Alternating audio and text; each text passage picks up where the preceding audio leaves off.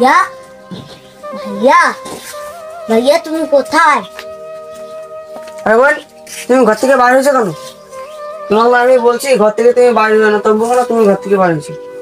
ভাইয়া ভাইয়া সামনেই তো ঈদ আসতেছে, আমি কি এই জামা পরে ঈদ করবো? আমাকে তুমি নতুন জামা কিনে দাও না ভাইয়া।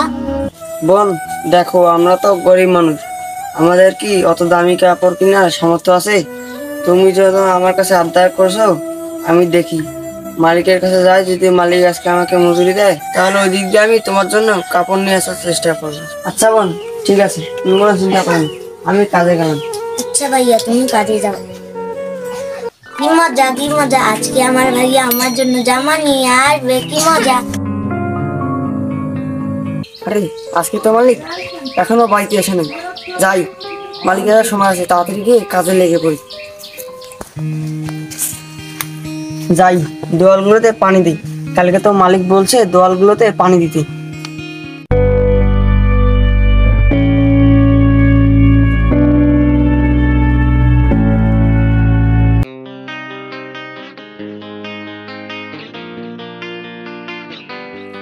শফিক, এই শফিক, এদিকে শোন। মালিকের করো না, যাই মালিক মনে আসবে। জি মালিক। শফিক, এই শফিক, কই গেলি? জি মালিক, দাঁড়ান আমি আগে আপনাকে বসতে দিই। আমি দুদিন থেকে দেখতেছি এই শফিক কাজে খুব ফাঁকি দিতেছে। মালিক আছে এখানে বসে, দাঁড়ান আমি আগে বসে দিই।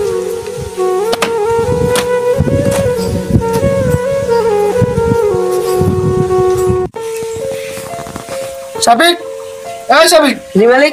কাজটা অতি তাড়াতাড়ি শেষ কর, সামনে এই দেখতেছে, কাজটা শেষ করতে হবে। জি মালিক। হ্যালো, হ্যাঁ জান, কেমন আছো? আচ্ছা শোনো, আমি ঈদের শপিং করে নিয়েছি।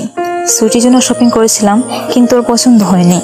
তুমি এক কাজ করো, স্কুল ছুটির পর ওকে সঙ্গে নিয়ে শপিং করে নেবে, ওর পছন্দ মতো ঈদের কাপড় কিনে দেবে। আচ্ছা রে বাবা, আচ্ছা আচ্ছা, আমি শপিং করে নিয়েছি, জামা নিয়েছি, প্যান্ট নিয়েছি, পাঞ্জাবি নিয়েছি। আচ্ছা তুমি কোনো চিন্তা করো না, আচ্ছা রাখো। মালিক তো জামার কথা বললেন, দেখি মালিককে বলি দু একটা জামা দিতে পারেন। মালিক, আপনার ওইখান থেকে যদি একটা জামা দিতেন আমার বোনটা অনেক খুশি হতো। আমার বোনটা আসার সময় আমার কাছে আবদার করেছিল, ভাইয়া আমার জন্য একটা জামা নিয়ে এসো। আমরা তো গরিব, আমাদের তো অত দামি কাপড় কেনার সামর্থ্য নেই, আপনি যদি ওইখান থেকে একটা জামা দিতেন খুব ভালো হতো। আরে শফিক, তুই কে বললি? তোকে না দুদিন আগে বেতন দিলাম। মালিক, আপনি যে টাকাটা দিচ্ছেন এটা তো খরচ হয়ে গেছে, আমরা তো গরিব, আমাদের তো অত দামি কাপড় কেনার সামর্থ্য নেই। এই শফিক, তুই তো গরিব, তুই তো কাজ করে খাস, তোর এক মাসের বেতন দিও এই জামা কিনতে পাবি না। গরিবের আমার ঈদ। দিন না মালিক, দিন না মালিক। এই যা যা, আমার চোখের সামনে থেকে এখনো দূর হয়ে যা, গরিবের আমার ঈদ।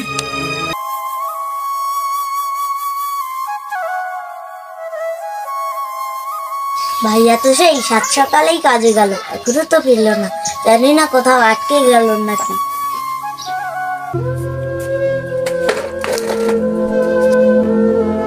আরে বোন, তুমি তো এখনই পড়ে যাইতে, তোমাকে না আমি কতবার বলছি তুমি ঘর থেকে বাইরে বাইরে হবো না, তবুও তুমি ঘর থেকে বাইরে হয়েছো।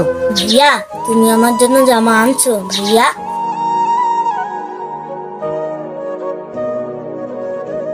ভাইয়া ভাইয়া তুমি আমার জন্য জামা আনছো? ভাইয়া বলো না ভাইয়া। বোন দেখো, আমরা তো গরিব মানুষ, আমাদের তো কাপড় কেনার সামর্থ্য নেই। আমি মালিকের কাছে গিয়েছিলাম, কাজ শেষে টাকা নিতে গেলাম, কিন্তু মালিক আমাকে টাকা দিল না, উল্টো আমাকে দূর দূর করে তাড়িয়ে দিল। বোন, আমি তোমার আবদারটা রাখতে পারলাম না, গরিবের কষ্টটা কেউ বোঝে না।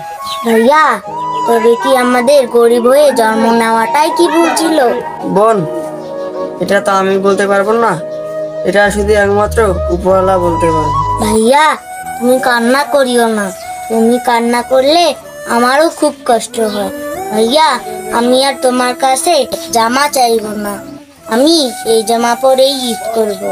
ভাইয়া তুমি মন খারাপ করিও না, গরিবের কষ্টটা কেউ বোঝে না।